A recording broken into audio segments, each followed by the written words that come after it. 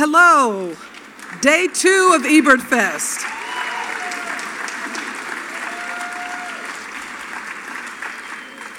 Thank you. Is it dimmer? Is it darker than usual? Does it seem like it?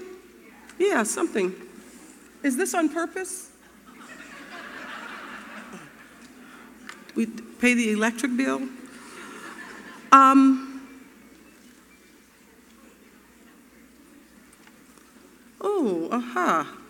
I lost something last night and I see it's here. Because the thing I did want to tell you, those people whose names I read, those are all people who contributed essays about coming to the film festival, and we're going to have a special present for you, but you have to make sure you contact me at ebertfest@yahoo.com. Make sure you follow up because we want to make sure if I read your name yesterday, and if you are one of the ones who wrote one of those essays, you're going to get a special prize afterwards. We have to mail it to you. How many of you were here last night for, hey, oh, wow, all of you. Did it leave you with a special feeling when you left? Yeah. As much as I love that movie, I was a little nervous about having it as opening night because maybe I get too sensitive about things. I was like, oh, what if somebody says, I don't want to hear church music, or I don't want to hear gospel music, or I don't want to see anything religious. But I think it was just so universally wonderful and lovable. I'm really glad. So thank you for. And sometimes I overthink those things. That's why Nate is such a good partner to work with. You know, the one year that I was so nervous, there was 2 movies, I think, with a sort of a sexual or erotic theme. One with Isabelle Huppert, who was here in person with the movie, and the other, I think it was a South Korean film. And I was a little worried about it, and because I know that we have people who are from the film, the Rhodes Scholars here, Rhodes Scholars, who are Rhodes, R-O-A-D, Rhodes Scholars, great, and I love, and I said, what if I'm offending them? What if you know, some of them are older, what if they think, oh, why is she showing those smutty movies? I had the most wonderful letter from someone in the Rhodes Scholars who was, I forget whether she was 78 or 88, but she told me that one of the films was her favorite there, and she said, and you know what? We're open-minded. We are, you know, some of us still like eroticism. And she said, and these movies were just great movies to be shown at a film festival. So what I've learned over these last 21 years is be a little adventurous and get out of the box. The only movie that I ever got so much feedback for, and quite frankly, I was a little disappointed because we went really out of our way to get special glasses for him. James Bond he didn't give you just any kind of those 3D glasses. The projectionist spent his own money to get special glasses, and that was the Godard 3D movie. And some people said, oh, we walked out of that. How could you show us something like that? I said, it's a film festival. And Roger would have loved showing a Godard movie. And the fact that he was in his 80s and was making a 3D movie for the first time, I thought Ebertfest should be the first to see it. So anyway.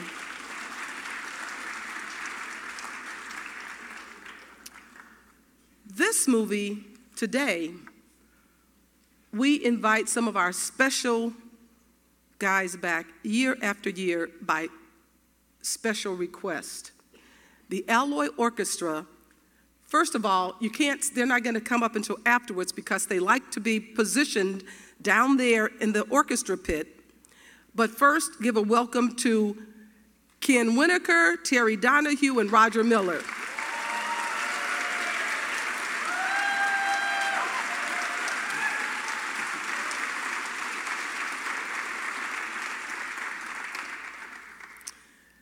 And I like bringing them back year after year, and they do a good job of scouring around for movies, and sometimes they do their own special compositions for movies, do something new that someone hasn't seen or heard in that way before.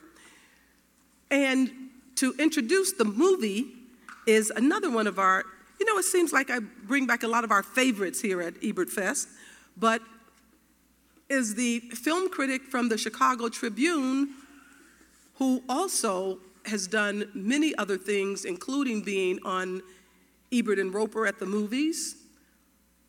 And he also does a special music series. Please help me welcome Michael Phillips.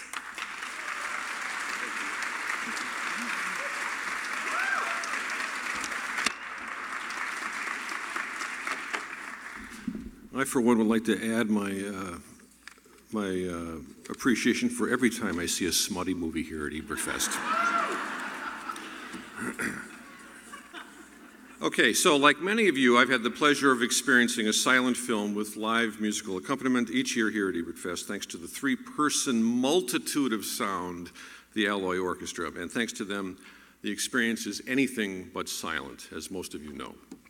Since I started coming here 12 years ago, they've brought us everything from Sadie Thompson, The Last Command, He Who Gets Slapped, to Metropolis. And in some cases, these are nearly century-old titles that relatively few moviegoers have seen, let alone seen on a big screen, let alone on a big screen as big as the Virginia theaters right here. So I'm going to talk just 3 or 4 minutes about this year's feature, Jean Epstein's Cœur, fidèle, and I'll glance on a few points of context that might prove useful as we dive headfirst together into this strange thing. Okay. Epstein was 26 when he shot this melodrama on location along the docks and wharfs of Marseille.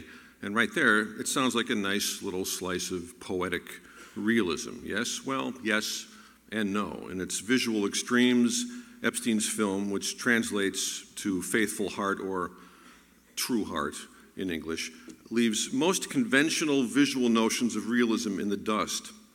And what really drove Epstein was visual experimentation, poetic, I guess, unreality, and a concept known as photogenie, which he did not invent, but he turned into kind of a personal cinematic cause. So here's a little about Epstein. He was born in Warsaw, Poland, which was then part of the Russian Empire. His French Jewish father and Polish mother relocated the family to Switzerland, and Epstein studied medicine in Lyon, France.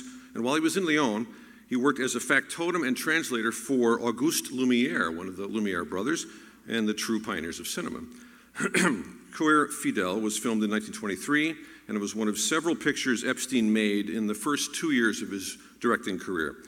The story sounds straightforward enough, right? It concerns Marie living a drudge's life in her adoptive parents' waterfront cafe.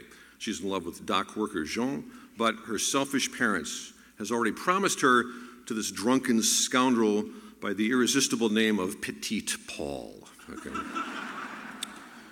Now you're going to know this scene when you see it. In the film's most bravura sequence, Petit Paul brings Marie to a carnival, which for her and for all of us in the audience turns into a carnival of dizzying first-person perspectives. The camera's strapped to a merry-go-round, and with editing rhythms that were very much in the avant-garde mode for 1923, and really it's more something you'd associate, I think, with the works of the very latest and some of the greatest of the late silent era. It's something to see, and it was really quite an eyeful for the time.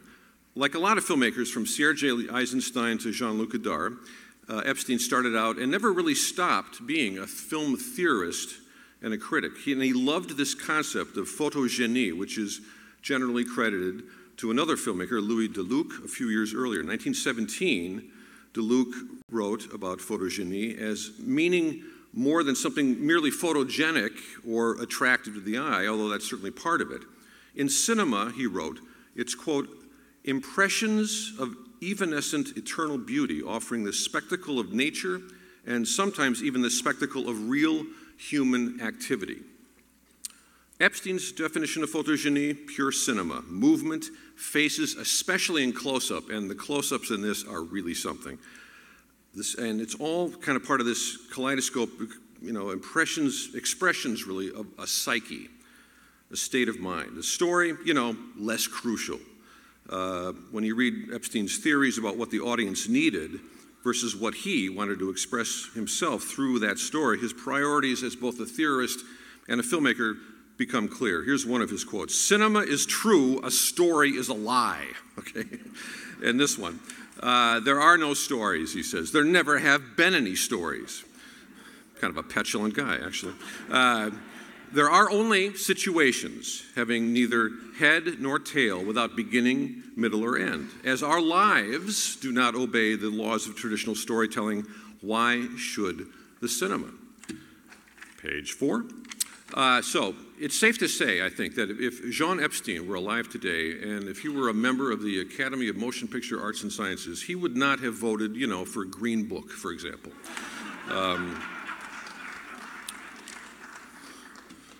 But the results in Cœur, fidèle, as you see here, are, especially in this restored edition, which is really crisp, it's a visually striking amalgam of styles and approaches. It's the poetic realism of French Impressionism, but it's not quite the same as French Impressionism as we know it from painting.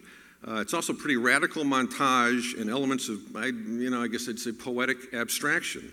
And you can find elements of all that in what I think is Epstein's most famous work today, The Fall of the House of Usher, which came near the end of the silent era 5 years later, 1928. And that is included in Roger Ebert's Great Movies collection.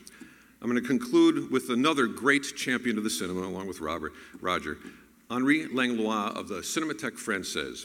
"The film we're about to see," he wrote a few decades ago, "is, quote, the triumph of impressionism of movement, but it's also something else, the triumph of the modern spirit. Its images are seemingly in 3D, and they literally burst from the screen." So in one word, photogenie, right? So let's hear now what the trio in the pit sees and hears in those images. I present to you the percussion, the accordion, the musical saw, the banjo, the clarinet, the keyboards, and the rack of musical junk, as they call it, played by Terry Donahue, Roger Miller, and Ken Winokur, the Alloy Orchestra. Thank you.